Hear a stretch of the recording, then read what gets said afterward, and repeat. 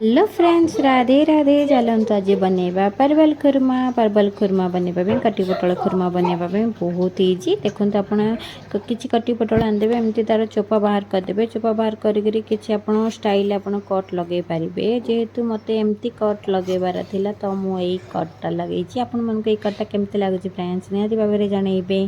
तो मुझे कट लगे सारापर आप हल्का ऑयल और स्वाद अनुसार लुण देकर आप फ्राए करदे। सब किसी समय फ्राए हो सारापर किसी आलू नहीं आप चाहिए जब आलू नहीं पारे ना जेहेतु आलू मत बहुत पसंद लगे तो आप भावुए मुझे सब पसंद कहे मत बहुत भल भल लगे भेजिटेबल्स खावाई।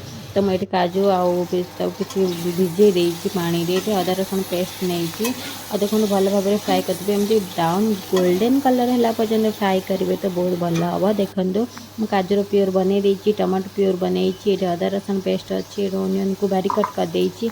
ये सब को भल भाव में देखो मुझे रेडी कर देती। एबे चलतु बसैबा आमर खुरमा बनैबा तो बहुत इजी आपको कही किसी नहीं। देखो फ्राए हो सारा ब्राउन कलर हो सारा एमती बाहर करदे गोटे प्लेट को सर्व करदे। प्लेट को बाहर कर सारापर देखूँ जेहेतु कटी पोटल बहुत पानी बाहर तो जिते फ्राए कले भी एमती टी आसी जाए पानी तो किसी डोंट वरी। तो देखो ये चलतु ऑयल देदेबा ऑयल देकर देखो मुझे फुटन लगेदेली से कड़े हिं बसई देती। जेहेतु ये पियाज को बारीक कट कर देती जेहेतु पियाज को सब देदेबा भल भाव में फ्राए करवा। फ्राए कर सारापर अदा रसुण पेस्ट देदेबा। अदा रसुण पेस्ट को दे सारा हल्का अदा रसुण पेस्ट देवे, अधिक देवेनि खुरमा ना भल लगे। आप देखो ब्राउन कलर हो सारापर अदा रसुण पेस्ट को देदेबा दे सारापर देखो मुझे लाल लंका पाउडर प्रथम देती। जेहेतु लंका पाउडर देले बहुत भल लगे तो प्रथम लंका पाउडर देले लाल कलर आसे तो मुझे देते सिक्रेटा आपको कहली।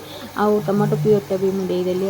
काजूर पेस्टा भी रखी काजू पेस्टा को देकर किसी समय पर्यटन एमती फ्राए कर सारापर परवल आलू को आम फ्राए कर रखी सेपटे किसी समय पर्यटन फ्राए कर सारापर देखु हल्का कलर तार चेंज हो आसला। एवं चलतु देदेबा कटी पोटल आलू को जो फ्राए कर रखी से कटी पोटल आलू को देदेबा देकर किसी समय पर्यटन फ्राए करवा। किसी पर्यटन गरम मीडियम आंच देकर एपट सेपट करेंगे। देखो पूरा फ्राए भी हो आसला एमती भी आप टेस्ट कले भी बहुत बढ़िया लगे कि आउ किसी समय पर्यटन दिखाँ 10 मिनट पर्यटन एमती फुटवा पर्यटन दिखाँ तो एपट सेपट कर सारापर बनीगला आमर खुरमा बहुत बढ़िया होता। खुरमा रुटी सहित परोटा सहित हो, पूरी सहित हो, राइस सहित हो, आप जमती खावा चाहिए सेमती भी खाईपर।